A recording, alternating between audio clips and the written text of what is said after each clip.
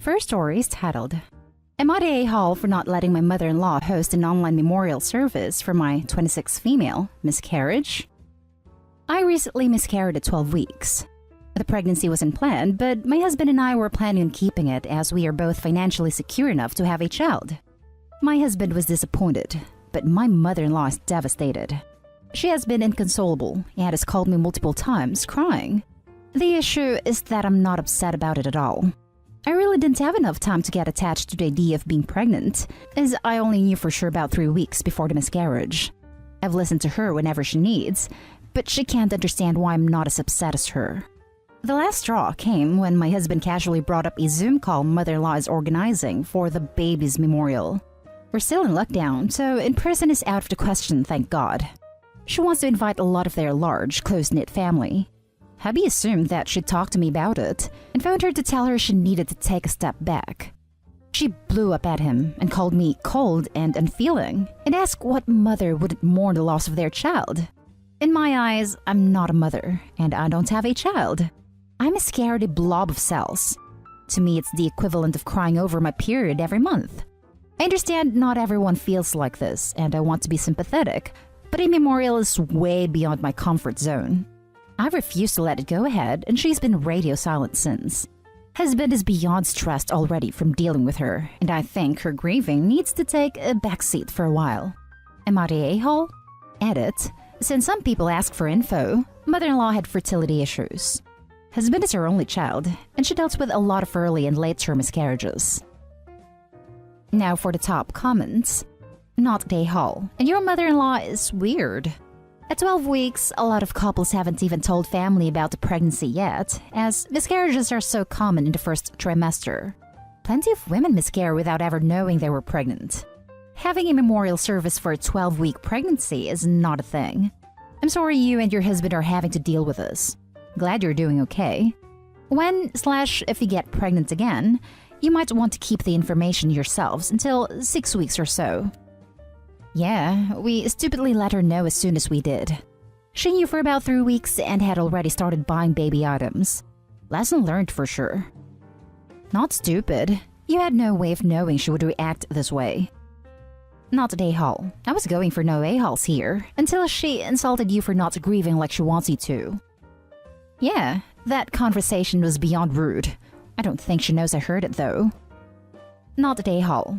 I get that she wanted to be a grandma. But holy cow, she's imposing something on you that you don't want. You had not bonded to the baby at all yet. Hosting a memorial against your will is downright creepy. It's good your husband is backing you up. Yep, she needs to take a step back. Not a-hole, she's out of line. OP, I say this gently. You have a slight husband problem too.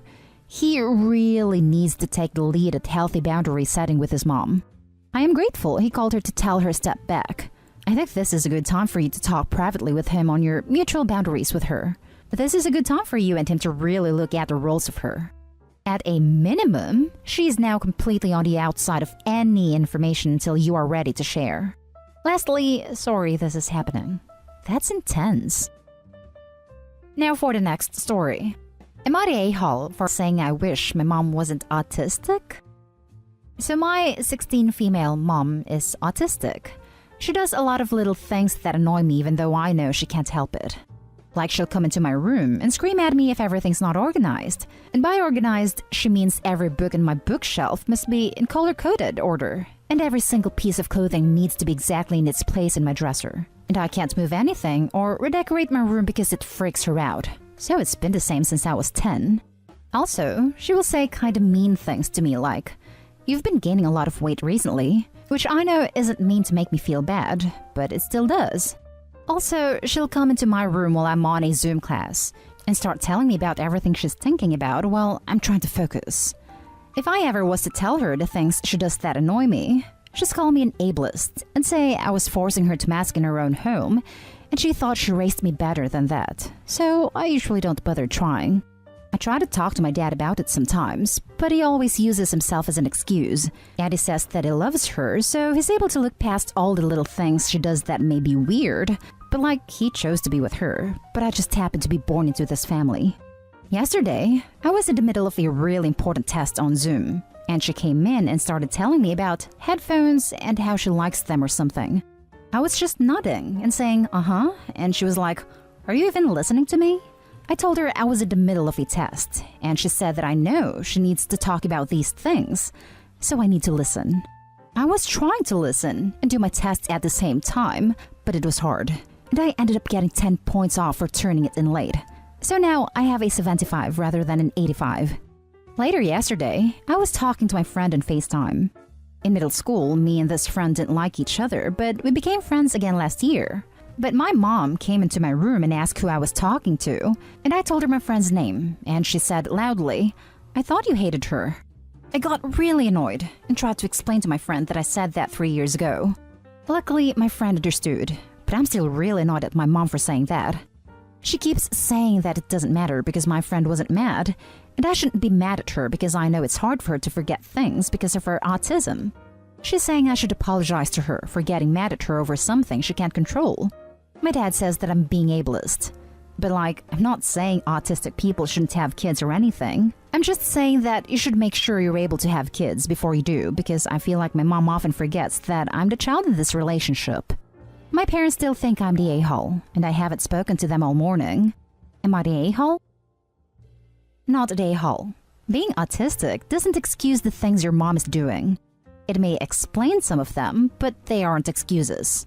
Your mom is an adult, and I'm assuming she's known about her autism for a long time. It is her responsibility to handle her behavior, and if she can't, she needs to speak to a professional who can help her. Also, I don't see in your story where you said you wished she wasn't autistic. I think a more accurate thing to say is, I don't want you to treat me this way. It is possible to be a decent person with autism, and frankly, some of this seems more like a personality problem that she's using autism to hide behind. I don't know all that much about autism. Can somebody help me out here? Most of this doesn't sound like autism to me. It sounds like boundary stumping by someone who has been enabled their whole life with a side of autism. For example, I don't understand why an autistic person wouldn't understand these are my school hours, I cannot talk from 8 to 2. That sounds like a super clean routine that would be easy to establish, as long as the person wasn't just a boundary stumper. I'm autistic. I would never behave like your mom does. Your mom is an a-hole, and so is your dad. He's looking past her quirks and ignoring that she is in fact abusing you. Shouting at you for not having your bookshelf in order? Not okay. Sabotaging your test? Not okay. I'm actually kind of concerned because she does not behave like a functioning adult should. Do you have a school counselor you can talk to about this? Her diagnosis is 100% irrelevant.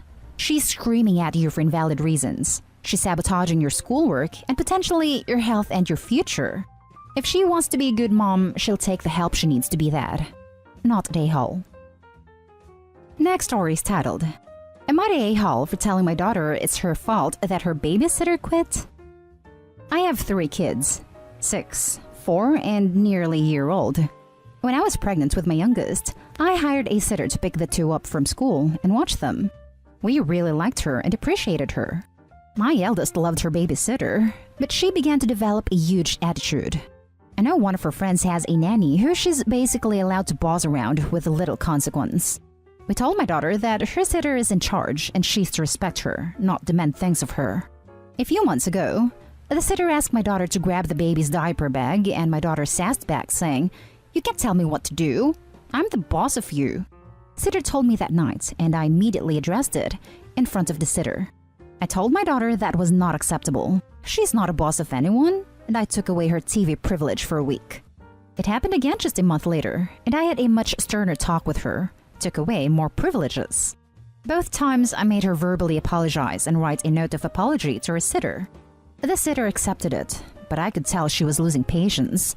I didn't blame her and ended up giving her a raise out of guilt. I also stopped arranging playdates for her and a friend who treated her nanny terribly. They don't go to the same school, so they don't see each other at all anymore.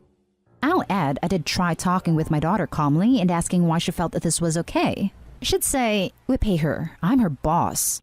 And I said, "No, that's not true." I said she's hired to take care of her and deserved respect. My daughter would always seem to understand. Well, things came to a head a few weeks ago. My daughter was acting up. Sitter had tried several de-escalation tactics, but finally told her to go have quiet time in her room. My daughter screamed in her face, "I'm the boss of you. I'll get you fired." The sitter calmly picked up the phone and called me. We have cameras in our house, which she knew about, and told me to come home immediately. Upon arrival, she quit. Nothing I said or did could make her stay, and I understood. I was furious with my daughter and let her have it. She had several things taken away from her, and she didn't do anything remotely fun until recently. This whole thing has left us in a bind. Luckily, the school that my younger two go to is open later, so I can pick them up when I get off work. I have been scrambling to find a new sitter, but in the meantime, I got my daughter into an after-school program. Because there's no more sitter, there's no one to take her to her swim class. She's been complaining that she can't do it anymore, and I told her that it's her own fault. She's the reason why her sitter quit. And until I can find someone new, she won't get to do the fun activities that her sitter took her to. My husband agrees that there's nothing we can do, but thinks I was far too harsh with our daughter, saying she's only 6. Am I the a-hole? Now for the top comments. Not the a-hole. Her actions impacted someone enough to make them quit a job they were being paid to do. She has soiled her reputation, as word spreads fast within the babysitter community if a child treats her caregiver like that. I imagine this wasn't 3 isolated events, but more like it was happening way more frequently, but those 3 times were when babysitter was at her last straw. The consequences before didn't work, and now the impact of her actions is bothering her. She is old enough to know now that her actions had consequences, and this is why she can't go to her fun activities. I definitely agree with this. Your daughter needs to learn the consequences of her actions. Many people in the sub seem to lack this skill, which, oh man, you wouldn't believe how many people loathe them. OP, you weren't being harsh. Instead, you were far better than most people in this sub. Definitely a great job at giving your daughter stern boundaries to not let her grow up spoiled. She is a 6-year-old. Surely she should learn about respecting other people now? I'm slightly surprised she doesn't have heavier punishment, so this is definitely a fair enough consequence. And it wasn't like you immediately yelled at your daughter. You gave her several chances, which she has repeatedly broken. Kudos to the babysitter as well. She took it like a champ instead of yelling at her daughter. Impressive. Not the a-hole.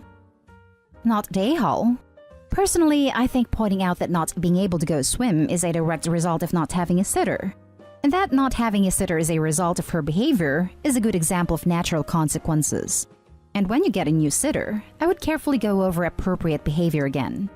I would want to have a plan with a new sitter for if she tries the same tactics again. Edit. I'm editing to acknowledge this is unpopular on the sub, but is backed by studies on child development and psychology, so I'm not ashamed that my opinion is deemed wrong here.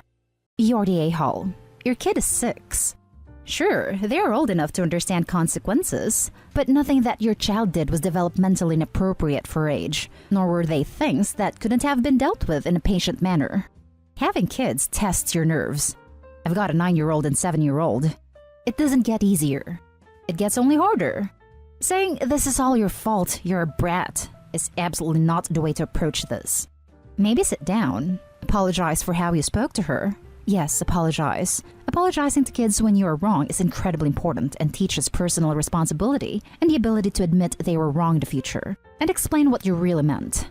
Tell your 6-year-old, when she treats people bad and makes them feel bad, they might not want to be around her, and that the way she treated her babysitter made her feel bad. Cite specific examples. Remember when you said this? Remember when you did this? Adding, once your child acknowledges she did something wrong and she made a sitter feel bad, then bring up missing out on swimming as a consequence of that because now she has to go to aftercare elsewhere. And that when you do find a new sitter, she can go back to swimming. But she's going to have to try really hard and treat her new babysitter the way she wants people to treat her so she doesn't miss out on it anymore. Instill empathy instead of shaming your child while still framing what happened as a consequence of how she acted. I will always recommend reading and research on child development. Your daughter is old enough to understand, but she is not old enough to be shamed into compliance without lasting psychological effects. Now for the last story. Am I the a-hole for arguing against dropping the step from titles in my step family? I, 16 male, live with my dad, stepmom, step-siblings, 10 female and 7 male, and half-brother, 2 male. My dad and stepmom got married 7 years ago. 7 male was an infant at the time. They never wanted to consider us a step-family. That's how I've always felt. Her kids feel different because they were younger and don't remember life without me and my dad, while I remember life without them clearly. I also think they love the idea, while I just don't feel that way about them. I don't hate them, but I'm not too close to any of them except my half-brother. He's in a tight spot since 7 male dislikes him for taking the spot of the baby, and 10 female wanted a sister, so has no interest. And I had my mom walk out on me, so I know what it's like to be in a weird spot. So I have bonded with him. I usually call him a brother, but I add a half around my step-family because it would hurt their feelings more if I called him brother, but used the step for them. Anyway, my dad and stepmom sat me down and asked me to consider the way things could be and stuff if I just stop adding step the whole time and call them mom/brother/sister. I said I wasn't going to do that. My dad and I ended up getting heated because he said it was time to accept them as just family, while I told him he had to accept I felt different to the rest of them. He told me it was mean-spirited to keep it up after so many years when I know it upsets my step-siblings and him and my stepmom. He told me I'm almost an adult and should be willing to put the feelings of others into consideration if not first, because kids. I told him he can't tell me how to feel, and he called me a jerk. I want to know, am I the a-hole for this? Not the a-hole. You have to consider their feelings, but they don't have to consider yours. Ah, the double standards are strong in your family. Plus, your dad calling you a jerk. Wow, he sounds lovely to be around. Right? What kind of dad uses language like that with their teenage son? They need to grow the hell up and get over it. Not the a-hole, OP. Never let people blame you for their own insecurities or issues. Not the a-hole. The removal of such titles only come with time, and it is entirely up to the individual, in this case you, and when that is, or if it even happens at all. The only people allowing these titles to strain your relationships are them. They're attempting to bulldoze over your feelings and discomfort to give them the sense of a completed whole family unit, when the reality is that can be achieved without it, especially if they simply look into account how you feel about it. There is nothing wrong with being closer to one than the others. In large families, whether blood-related fool or not, it happens. I am one of 7 kids, so it definitely happens, and that is perfectly okay.